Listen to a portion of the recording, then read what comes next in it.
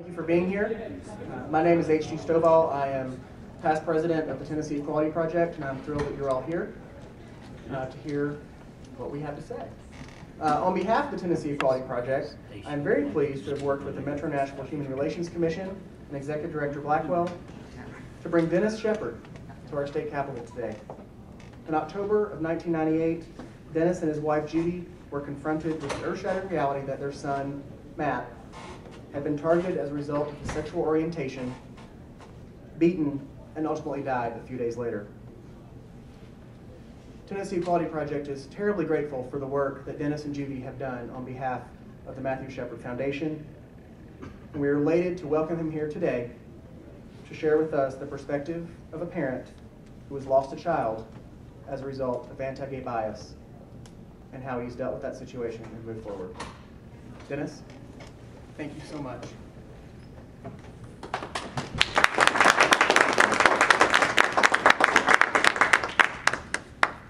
Thank you very much. Just a few brief words.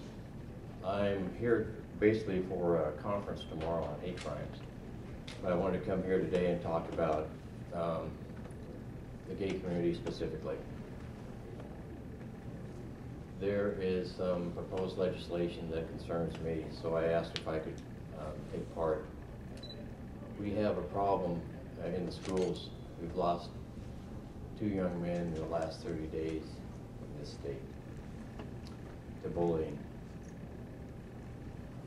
some of which has to do with sexual orientation. These kids need a safe place, a safe haven to go to during the day, which should be the schools. It should not be a place of dread and fear to walk into a school. You're there to learn both facts and figures as well as your social skills. And what seems to be happening in this state, along with some other states, is that it's become a bully pulpit in more ways than one. Bullying is a concept that people knew about but didn't talk much about until lately. There's the physical bullying, which we're most used to, which is what happened basically to Matt, beaten to death. There's the verbal bullying. He's so gay, she's so gay, using the words. You have the electronic bullying now. You also have the emotional bullying that people don't think about.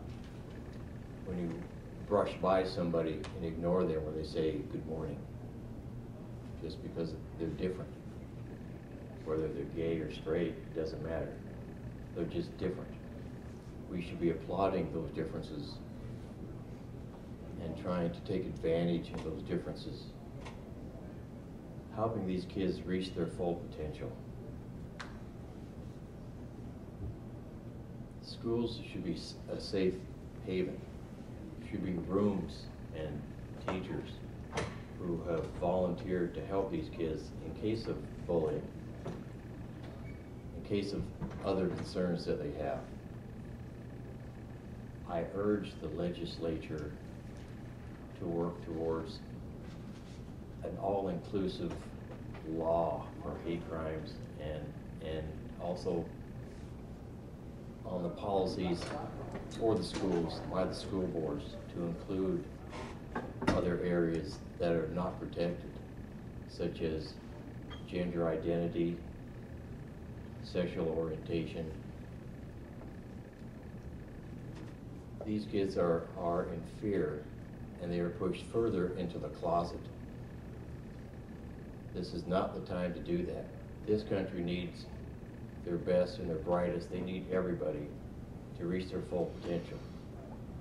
They're not going to do that if they're afraid to come to school, or if they're afraid to walk down the street to the store, or if they're even afraid to go home and get on their computer. So please, I urge all of you to help.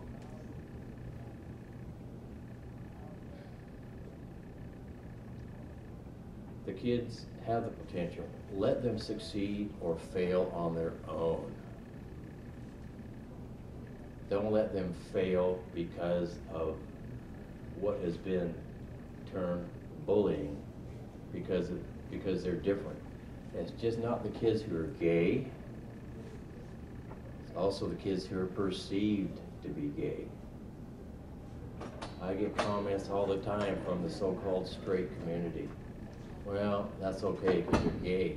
And I say, what if you have a son or daughter who isn't gay, but they're perceived to be, and they're abused in that fashion, or they're beaten because people think they're gay? What do you do then?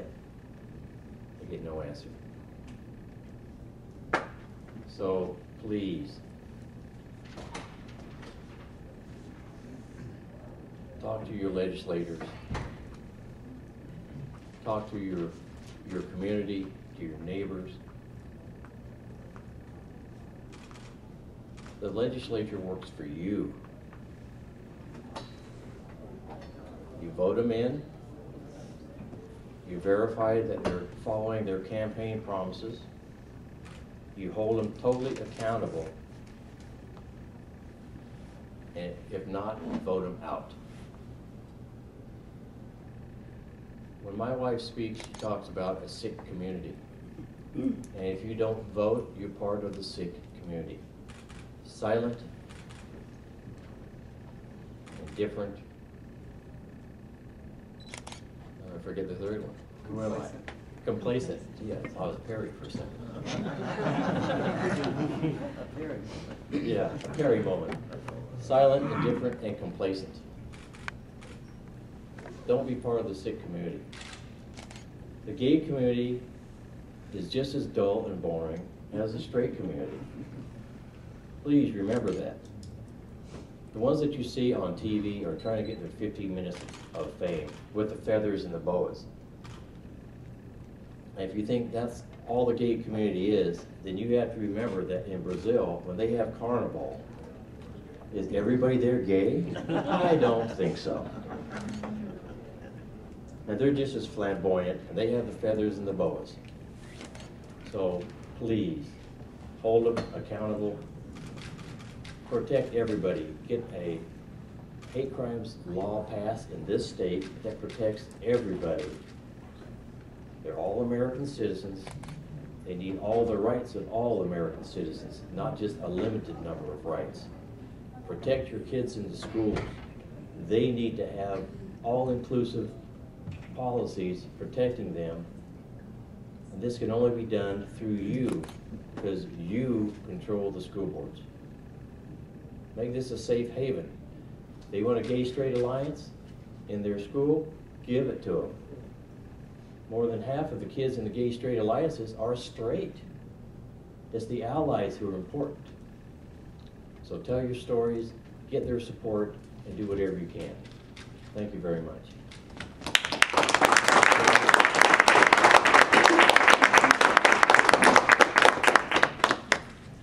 We thank Dennis and Judy Shepard for joining us from Wyoming this week to promote and support safety for all children, for all people in Davidson County in the state of Tennessee, even as they do this work around the country. My name is Caroline Blackwell. I'm Executive Director of the Metro Human Relations Commission, and we've organized the forum tomorrow to help educate our community about hate crime, the way it impacts everyone, and to do that at a time when we can more readily hear it, when we're not up against the wall with these problems, but when things are happening as they do, but that we are not in a crisis mode here in our community. We invite everyone to come tomorrow. It is free and open to the public. Our theme is leading at every level, because we all have a responsibility in keeping our community safe. The event will take place tomorrow at the Avon Williams campus of TSU. Begins at 9 o'clock in the morning.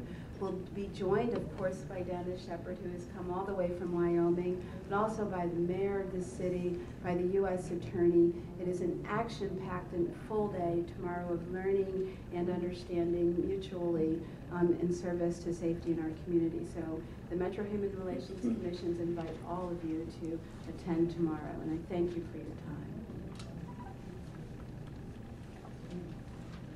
if there are questions at this time for myself, Caroline, or Dennis, we're happy to entertain those, as we do have the room for another few minutes. I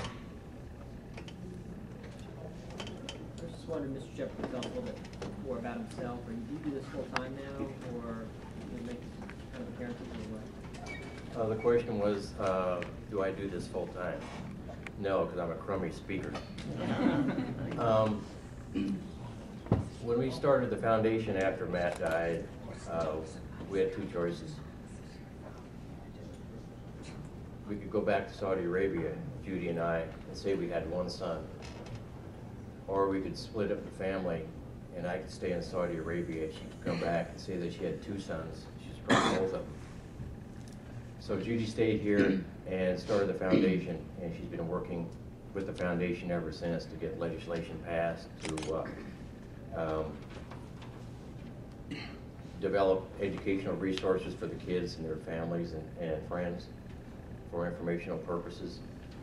So she's been speaking for the last 13 years.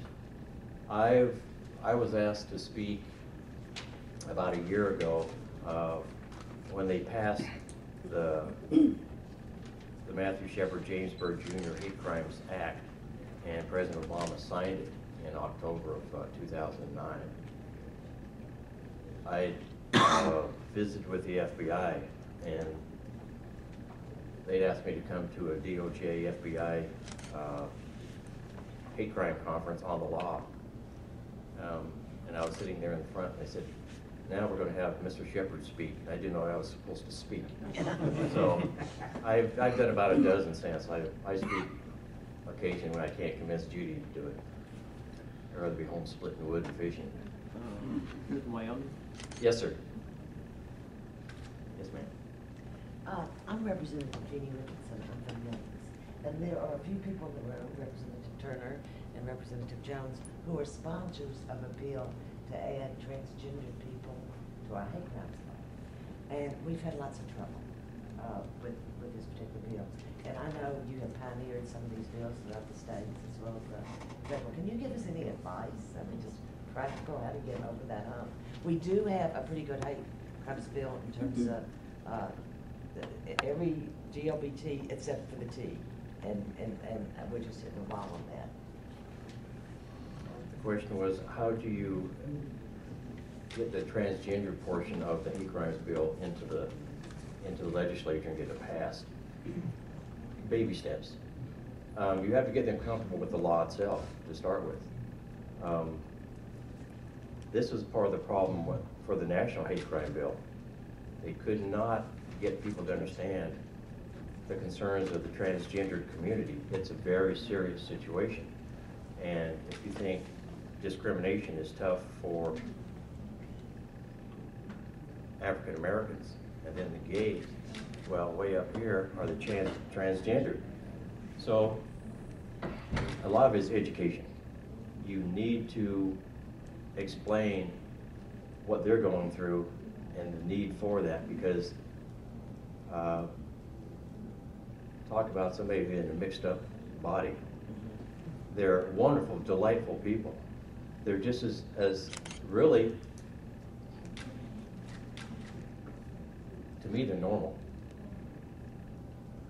And you just need to educate, and educate. Have them come meet some of these people in their normal surroundings. They're just like everybody else. Like I said, they're dull and boring. They hold a job. They want to do nothing but work, have a family, own a home, get old, and die gracefully, like everybody else. And they are discriminated against so badly that it's education. You need to take the legislators to where they're at. Have them come and meet. See that they're normal. Have their friends and their allies, like I keep saying, and Judy does, tell the stories. The gay community can tell the story, but they usually do it within the gay community.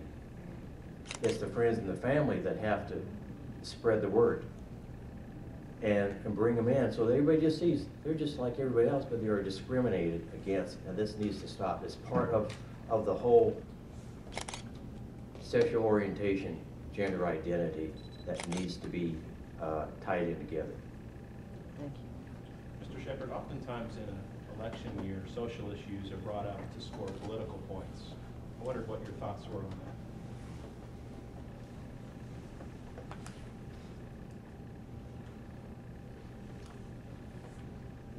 Social issues as scoring points.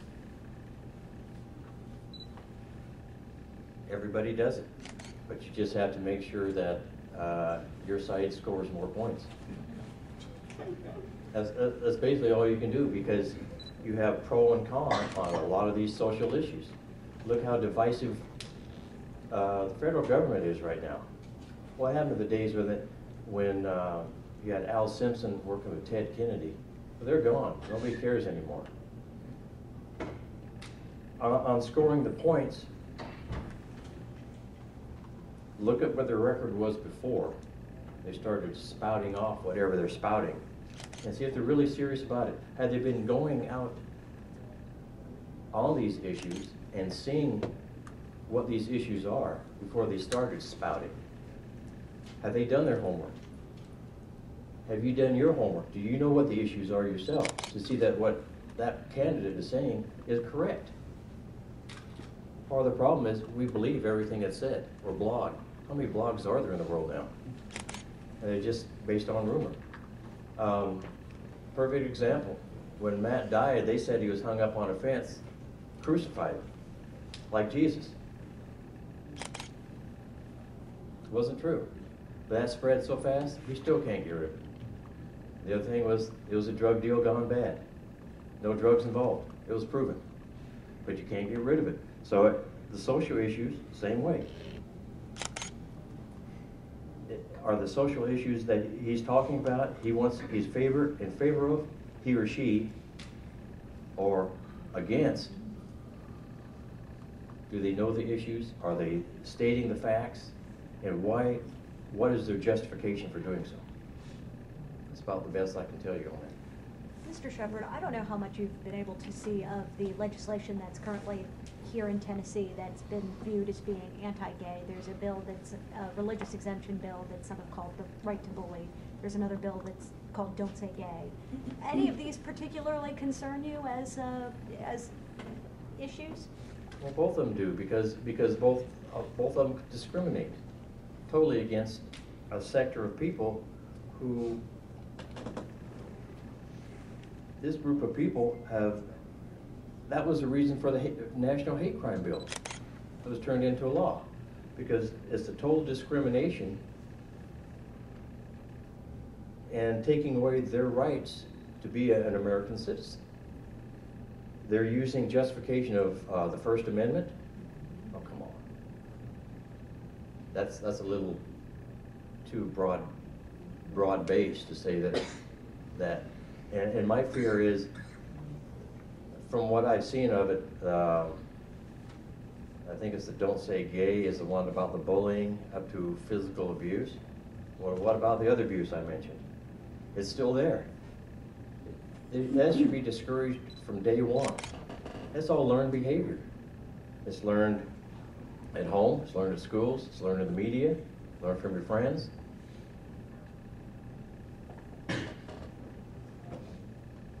Just the idea that you're talking about it bothers me. Because you shouldn't even have to talk about this. They're American citizens. Let them have their peace and their privacy and become the dull, boring people that we want them to be.